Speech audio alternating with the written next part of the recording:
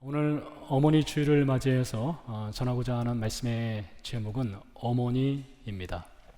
오늘 말씀을 통해서 어머니의 사랑과 또 아들의 사랑에 대해서 함께 배우는 시간을 갖도록 하겠습니다. 본문은 유대 최대 명절인 유월절로 들어가는 금요일 예수님께서 십자가 위에서 죽어가고 있는 장면을 그려내고 있습니다. 십자가 곁에는 여러 여인들이 서 있었고 또 예수님의 사랑하시는 제자 요한이죠. 요한도 그 자리를 지키고 있습니다. 예수님께서 사랑하시는 제자 요한에게 어머니 마리아를 돌봐줄 것을 부탁을 하고 그 뒤로부터 요한은 예수님의 어머니를 자신의 집으로 모셔서 돌봤다라는 것이 본문 내용이 되겠습니다. 오늘 이 사건이 펼쳐지는 시간을 계산을 해보면 주후 30년에서 33년 4월의 봄날입니다. 때는 6월절이죠. 4월이면 이스라엘에서는 가장 아름다운 때입니다. 들판에 꽃이 만발하는 세상 천지에 그런 나라가 또 있을까 싶을 정도로 정말 아름다움을 자랑하는 극치를 보이는 때입니다. 또한 4월은 유대 최대 명절인 유월절이 있는 달이죠. 해마다 이 시기가 되면 유대 각처에서 그리고 해외에 살고 있던 유대인들이 예루살렘으로 올라와 유대 명절인 유월절을 지킵니다. 이 유월절의 기원을 예수님 시대로부터 시간을 거슬러 올라가 계산을 해보면 약 1400년 전, 지금으로 계산한다면 3400년 전쯤 되겠죠. 그때 있었던 사건입니다. 하나님께서 400년 동안 노예 생활하던 이스라엘 백성을 모세를 통해서 출애굽을 해 주셨습니다. 출애굽의 구원과 자유를 주셨죠. 그리고 하나님께서는 이 출애굽의 날을 유월절이라는 절기로 만들어 대대로 지키라 명하였습니다. 그래서 이 유월절하면 이스라엘 백성에게는 구원과 자유를 상징하는 절기가 되겠습니다. 그리고 1400여 년이 지났습니다. 지금 유대인들은 로마 제국의 지배 아래에 있습니다. 자유를 뺏긴 현실 가운데서 그들은 유월절을 지키고 있지만 자유를 상실했기 때문에 그 유월절은 빈 껍데기, 형식만 남은 유월절이었다 해도 과언이 아닙니다. 이런 상황 속에서 유대인들은 자유를 주실 메시아, 구원을 주실 구원자를 열망하고 있었던 중이었습니다. 그런 가운데 갈릴리에서 혜성같이 등장한 한 인물 예수가 온 유대 전역에 그에 관한 소문이 퍼지게 되었습니다. 그는 선자들이 예언한 대로 메시아의 능력을 행하는 분이셨습니다. 말씀도 권위가 있었습니다. 제2의 출애굽과 진정한 자유와 구원이 있는 유월절을 열망하던 유대인들은 이 예수가 우리의 메시아, 우리의 구원자가 아닐까 싶었습니다. 그리고 그를 따르기 시작을 하게 되죠. 그를 메시아로 받아들이게 되었습니다.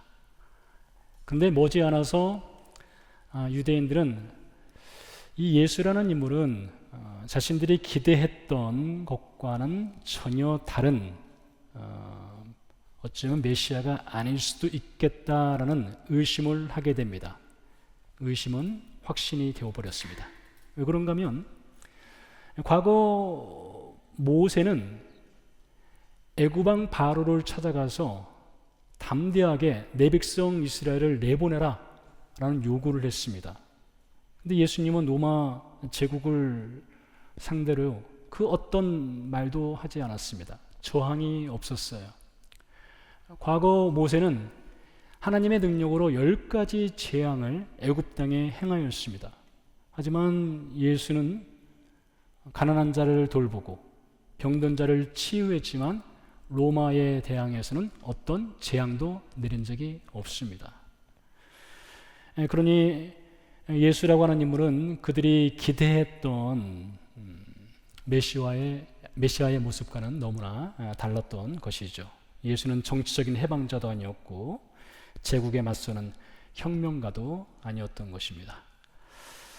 결국 유대인들은 예수에 대해서 크게 실망합니다. 실망은 절망으로, 또 절망은 분노로 바뀌게 되었습니다. 4월, 6월절로 들어가는 금요일, 결국 그들은 예수를 십자가에 못 박으라 크게 외쳤습니다. 모두가 광기의 바이러스에 걸린 듯 싶었어요. 모두가 십자가에 예수를 못 박으라 했습니다. 예수에게 저주와 조롱을 퍼부었습니다. 그리고 그 십자가에 못 박힌 자리에 말없이 뜨거운 눈물을 흘리고 있는 몇 명의 여인들이 있었습니다. 오늘 성경에 보니까 그 여인들을 소개합니다.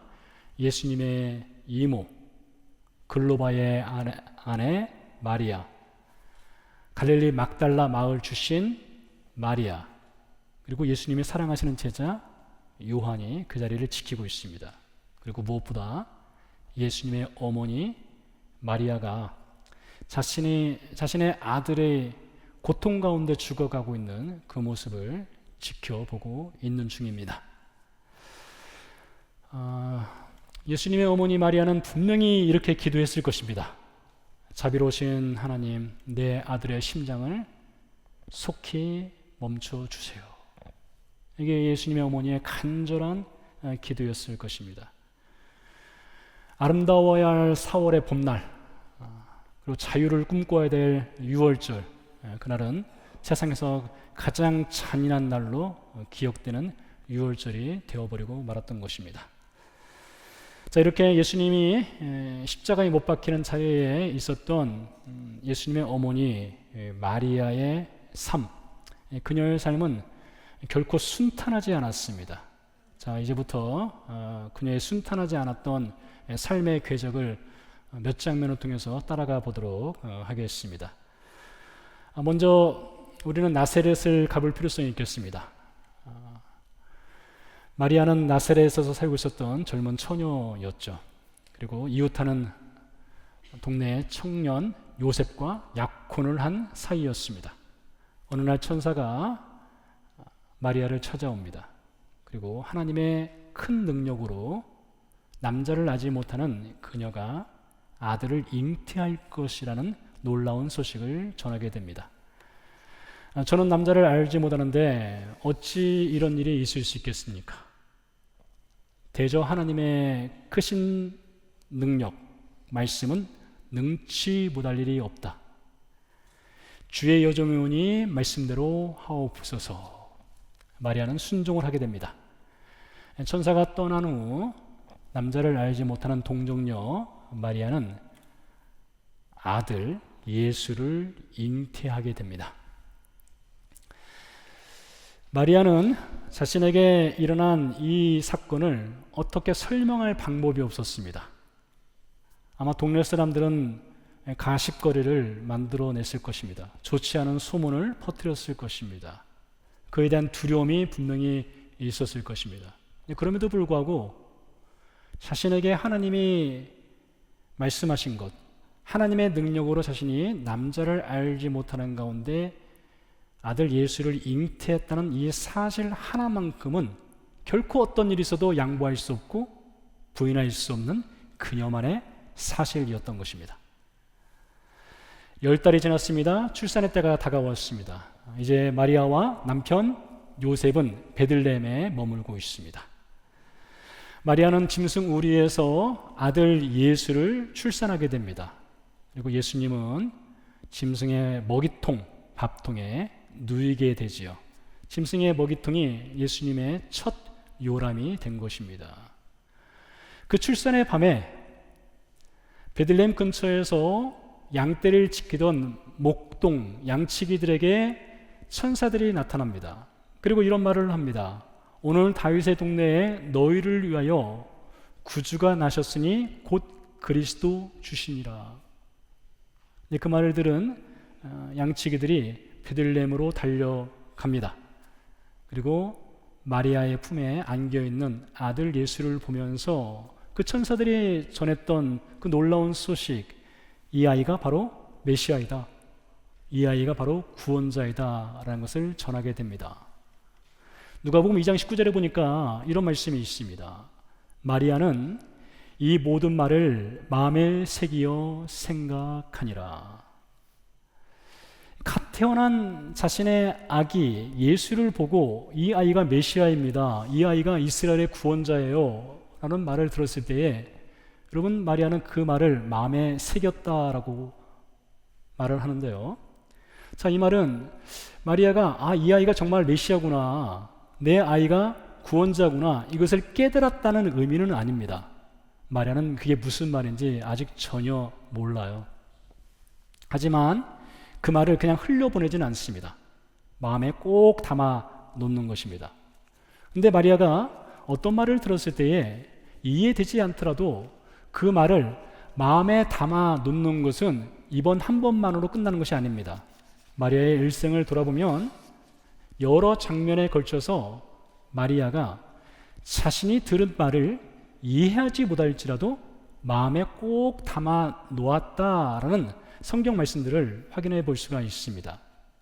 자, 여기서 우리는 중요한 것 하나를 배울 수가 있습니다. 우리가 말씀을 들을 때에 혹은 말씀을 읽을 때에 이해되지 않는 것들이 이해되는 것보다 훨씬 많습니다.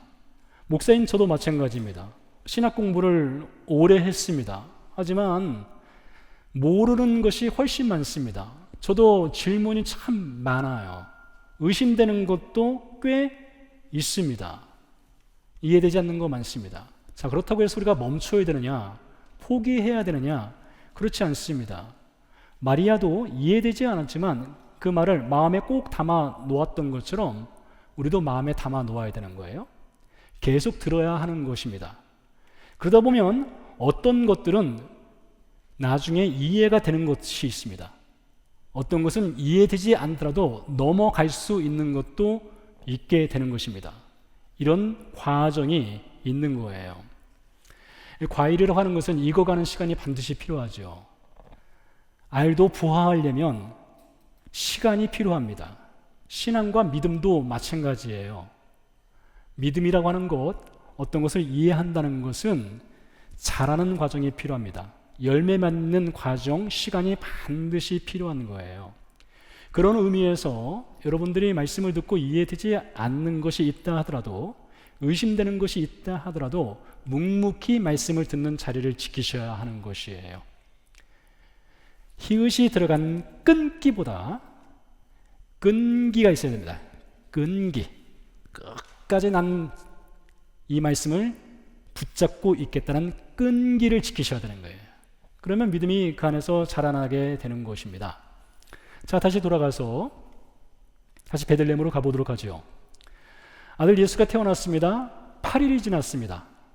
8일이 지나면 8일째 되는 날 유대 남자 아이들은 할례를 받습니다. 성기 끝자락을 잘라주는 할례 의식을 받죠. 예수님도 할례를 받게 돼요. 그리고 33일이 더 지나서 출산을 한 산모가 성전에 올라가 정결 예식을 치르라는 법이 있습니다. 따라서 마리아도 아기 예수를 데리고 예루살렘 성전에 올라가서 정결 예식을 치르게 되지요. 예루살렘에 올라갔을 때에 놀라운 한 장면이 마리아 앞에서 펼쳐지게 됩니다. 사건의 기록은 누가복음 2장에 있는데요.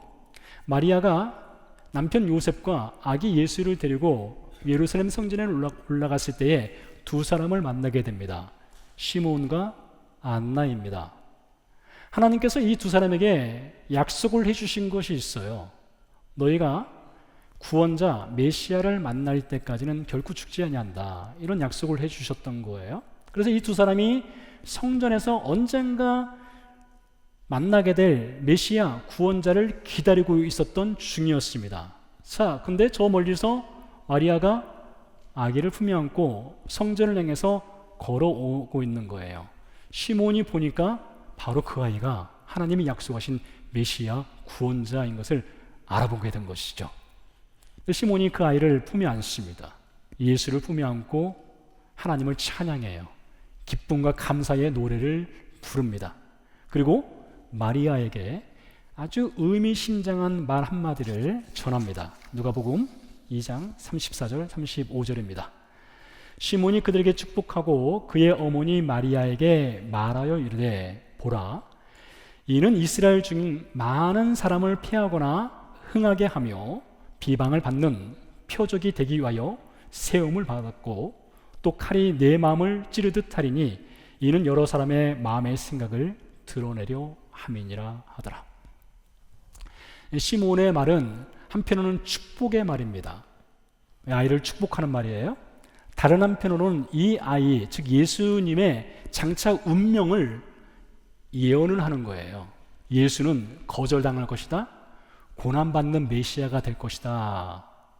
그리고 그 고난당하고 거절당하는 그 아들의 길을 옆에서 지켜보는 어머니 마리아는 가슴에 칼을 맞듯이 심한 고통의 삶을 살게 될 것이란 예언을 하게 된 것입니다.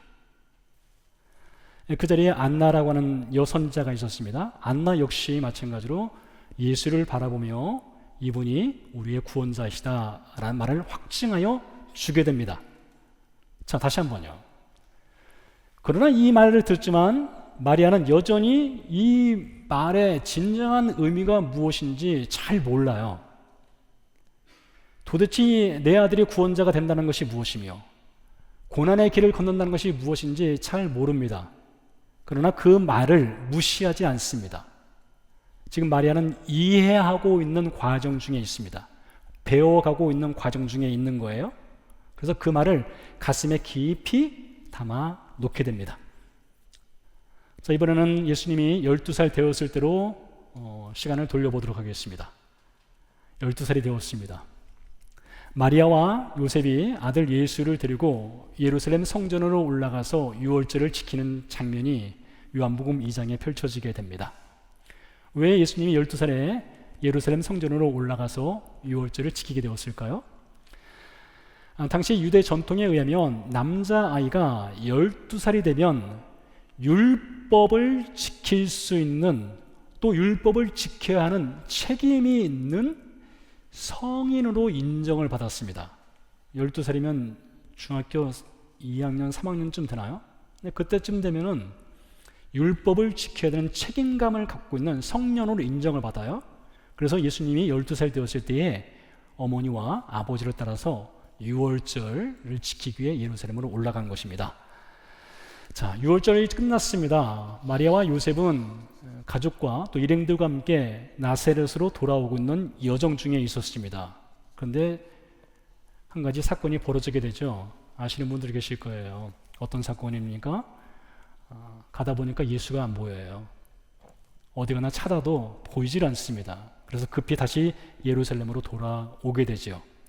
여기저기를 헤맸습니다. 3일 동안 헤매다가 마지막에 찾은 현장이 성전이었어요.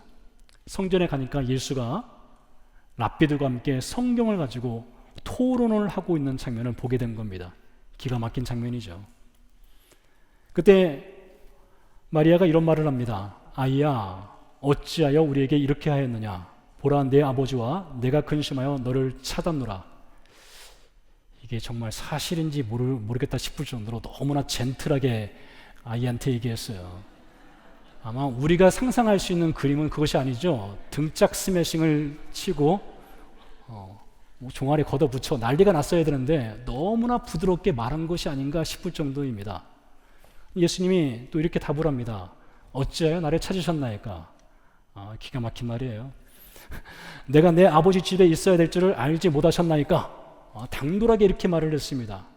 이게 아들 예수와 어머니 사이에 주고받은 대화예요. 내가 내 아버지 집에 있어야 될 줄을 알지 못하셨습니까? 이런 말을 했단 말이에요. 자, 이 말을 듣고 나서 마리아가 어떤 생각을 갖고 있는지를 누가복음 2장 50절, 51절은 이렇게 증언합니다. 그 부모가 그가 하신 말씀을 깨닫지 못하더라. 내가 내 아버지 집에 있어야 될 줄을 알지 못하셨습니까? 했는데 그 말을 이해를 못하는 거예요. 자, 그 다음 구절. 예수께서 함께 내려가사 나사렛에 이르러 순종하여 받드시더라. 그 어머니는, 이게 중요해요. 그 어머니는 이 모든 말을 마음에 두니라 했어요. 그러니까 마리아의 삶 가운데 참 좋은 성품이 말씀드린 대로 말씀이 이해되지 않다 하더라도 그 말을 마음에 일단 저축을 해놓는 거예요. 그리고 이해하려고 하는 노력과 시간의 과정을 보낸다 이것이죠. 이어서 사복음서의 기록을 더 살펴보게 되면 마리아에 관해서 세 장면이 더 있습니다. 한 장면은 요한복음 2장에서 물이 포도주로 변하는 사건 현장에 마리아가 있었죠. 마태복음 12장에 보면 아들 예수가 미쳤다는 소문이 돌자 마리아가 그 집을 찾아가서 예수를 집으로 데려오려고 하는 장면이 있습니다. 그리고 마지막 장면이 바로 오늘 우리가 읽은 요한복음 19장에 아들 예수가 십자가에서 죽어가고 있을 때에 그 자리를 지키고 있는 어머니 마리아의 모습입니다. 자, 이렇게 나사렛에서 시작한 마리아의 삶은 베들레헴으로 이어지고 다시 나사렛으로 이어지고 마지막 장면은 골고다 십자가로 이어지는 것인데요. 자, 이 장면을 통해서 우리가 마리아의 일생을 통해서 몇 가지 배울 점을 살펴보도록 하겠습니다. 먼저 모든 어머니에게 자녀는 어떤 존재일까요? 여러분에게 자녀는 어떤 존재입니까? 김경아 작가의 책 너라는 우주를 만나, 여기서 너는 작가의 자녀입니다. 그러니까 작가의 시선에 이 아이, 자신이 낳은 아이는 물론 그분도 입양도 하셨는데요, 입양한 아이 혹은 낳은 아이는 우주와 같은 존재라는 거예요. 세상 모든 어머니들에게 자녀는 우주입니다. 우리의 어머니들에게도 우리는 우주와 같은 존재예요. 예수님도 비슷한 말씀을 하셨습니다. 이렇게 말씀하셨어요. 한 사람이 천하보다 귀하다 하셨어요. 천하보다 귀한 인생이죠. 그러니 어머니 마리아에게도 아들 예수는 우주예요. 천하보다 귀한 존재입니다.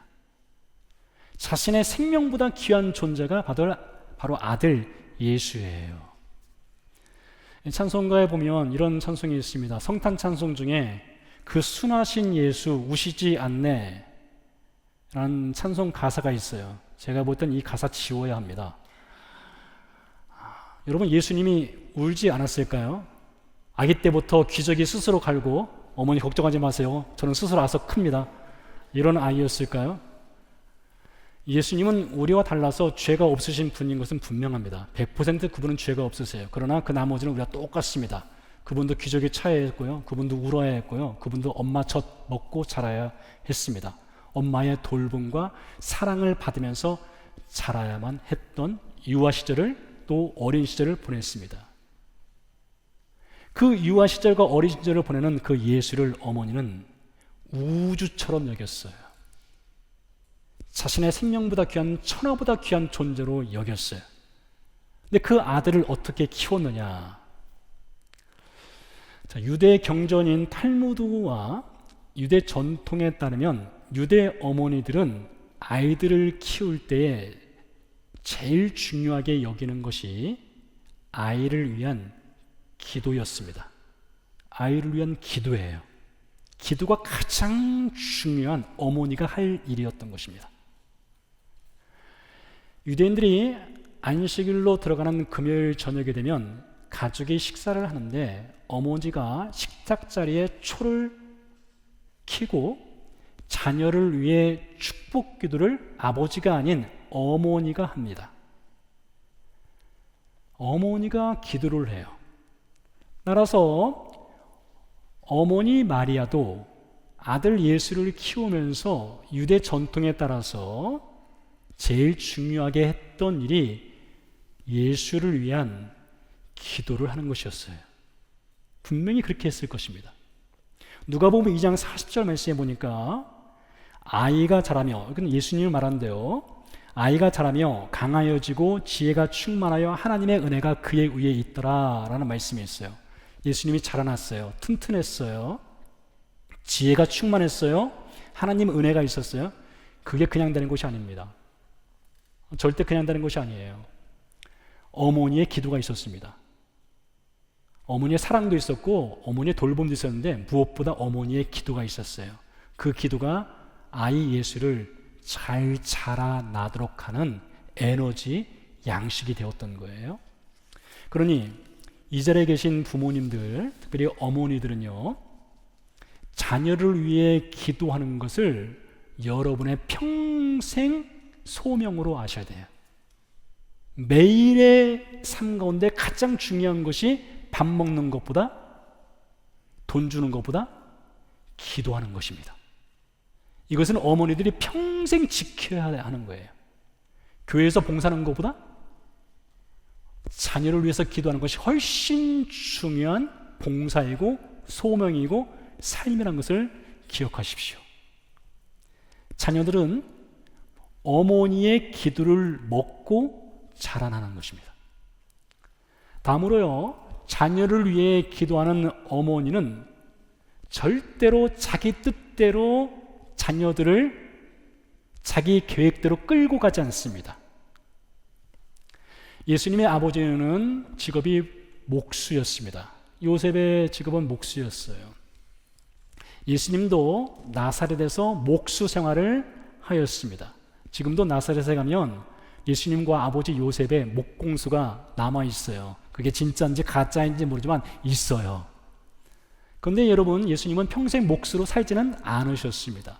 나사렛을 떠나 가버나움으로 가셨고 랍비, 선생으로, 치유자로, 능력자로, 마지막은 십자가에서 죽는 삶을 사셨어요. 자, 기도하는 어머니 마리아는 아들 예수가 목수로서 평생의 삶을 살도록 끌고 가지 않으셨어요. 대신 어머니는 아들이 자신의 삶을 살아갈 수 있도록 밟고 지나가는 징검다리가 되어주셨습니다. 자, 여러분 잘 들으세요. 어머니들은요, 반드시 기도하셔야 될 뿐만 아니라 어머니들의 기도는 내 자녀가 나의 계획이 아닌 하나님의 계획 가운데 그들의 길을 걸어갈 수 있는 징검다리가 되어주셔야 됩니다. 이것이 어머니가 받은 평생의 소명이에요. 내 맘대로 끌고 가지 마셔야 됩니다. 징검다리가 되어주시는 거예요. 다음으로요, 어머니들은 종종 자신의 이름보다는 누구 엄마로 불리는 경우가 많습니다. 아마 여러분들도 보통 그렇게 부를 거예요. 누구 엄마, 누구 엄마. 최근 인기리에 방영됐던 드라마 폭삭 속았수다, 많은 분들이 보셨을 텐데요. 여러 캐릭터들이 등장합니다. 아주 웃음을 자아내게 하는 캐릭터가 있죠. 학시 있지 않습니까? 선장 학시요. 그리고 세상에 존재할 수 없는 캐릭터가 그 안에 있습니다. 모든 남자의 미움을 받는 캐릭터, 양관식. 세상에 그런 캐릭터가 있을까 모르겠습니다. 우리 교회 한 분 계셔요. 한 분이요. 이 중에 있습니다. 한 분. 그리고 드라마의 주인공이 있습니다. 오애순입니다. 예순의 엄마는 억척스런 해녀였습니다. 근데 여러분 가운데 혹시 예순의 엄마의 이름을 아시는 분 계세요? 29살 나이에 요절한 예순이 엄마의 이름을 아시는 분 계세요? 저도 그 드라마 보면서 많이 울었거든요. 찾아봤어요. 도대체 예순이 엄마 하는데 그분의 이름이 무엇인가? 드라마 속 이름은 전광래입니다. 하지만 드라마에서는 전광래 씨라고 부르지 않습니다. 예순이 엄마, 그게 다예요. 그처럼 세상의 모든 어머니들은 자신의 고유한 이름이 있지만 자녀를 낳고 나서는 대신 누구 엄마로 불리며 살아갑니다. 자, 그런데 성경에도 보니까요, 사복음서에 보니 예수님의 어머니 마리아가 여러 번 등장하는데 예수님의 어머니를 마리아로 부른 장면은 딱 한 장면밖에 없습니다. 나머지 장면에서는 예수의 어머니 혹은 그 어머니로 바꿔 부르고 있어요. 그러니 성경에서도 어머니들은 이름을 잃고 대신 누구 엄마로 살아간다는 것을 볼 수가 있지요. 자, 그렇다고 해서 우리 어머니들이 자기 이름을 잃어버린다고 해서, 잃고 살아간다고 해서 그 존재감이 가벼운 것이냐, 혹은 그 존재가 상실되는 것이냐? 결코 그렇지 않습니다. 시 한 편을 읽어드리겠습니다. 엄마는 그래도 되는 줄 알았습니다. 심순덕. 엄마는 그래도 되는 줄 알았습니다. 하루 종일 밭에서 죽어라 힘들게 일해도 엄마는 그래도 되는 줄 알았습니다. 찬밥 한 덩이로 대충 부뚜막에 앉아 점심을 때워도 엄마는 그래도 되는 줄 알았습니다. 배부르다, 생각 없다, 식구들 다 먹이고 굶어도 엄마는 그래도 되는 줄 알았습니다. 발 뒤꿈치 다 해줘 이불이 소리를 내도 엄마는 그래도 되는 줄 알았습니다. 손톱이 깎을 수조차 없이 달고 문드러져도 엄마는 그래도 되는 줄 알았습니다. 아버지가 화내고 자식들이 속썩여도 전혀 끄덕없는 엄마는 그래도 되는 줄 알았습니다. 외할머니가 보고 싶다. 외할머니가 보고 싶다. 그것이 그냥 넋두리인 줄로만. 한밤중 자다 깨어 방구석에서 한없이 소리 죽여 울던 엄마를 본 후로 아, 엄마는 그러면 안 되는 것이었습니다. 세상에 당연한 사랑이 있는지 모르겠습니다. 어머니의 사랑이 본능적인지도 모르겠습니다. 하지만 당연하다, 본능적이다, 이런 말들처럼 위험한 것도 없습니다. 엄마는 그러면 안 되는 것이었습니다. 라는 절규를 하듯 시인이 마지막에 외치는 것처럼 우리의 어머니들은 그래도 되는 분들이 아니죠. 예수님께도 마찬가지였습니다. 예수님께도 어머니는 그래도 되시는 분이 아니셨습니다. 그러면 안 되는 소중한 분이셨습니다. 예수님은 모든 것을 알고 계셨어요. 평생 자식을 자신의 우주로, 천하보다 귀한 존재로 여기고 살았던 어머니를 알고 있었습니다. 평생 자식을 위해 기도한 어머니를 알고 있었어요. 평생 자식이 밟고 지나갈 수 있는 징검다리가 되어주신 어머니를 알고 있었습니다. 십자가 곁에서 가슴에 칼을 받듯, 그 날카로운 칼의 깊은 상처를 받듯 울부짖는 어머니를 알고 있었습니다. 무엇보다 자식을 위해 자신의 이름을 잃고 살아온 어머니를 예수님은 알고 있었습니다. 때문에 아들 예수님은 당신의 어머니가 십자가 곁에서 그 처절한 울부짖음 속에서 인생을 마무리 짓는 것을 결코 원하지 않았습니다. 그래서요, 예수님이 어머니를 위해서 성경 사복음서 중에 사복음서 전체를 통틀어 유일하게 단 한 번 사사로운 개인적인 부탁을 하게 되는데 그 부탁이 어머니를 위한 부탁입니다. 제자 요한에게 사사로운 개인적인 부탁을 했어요.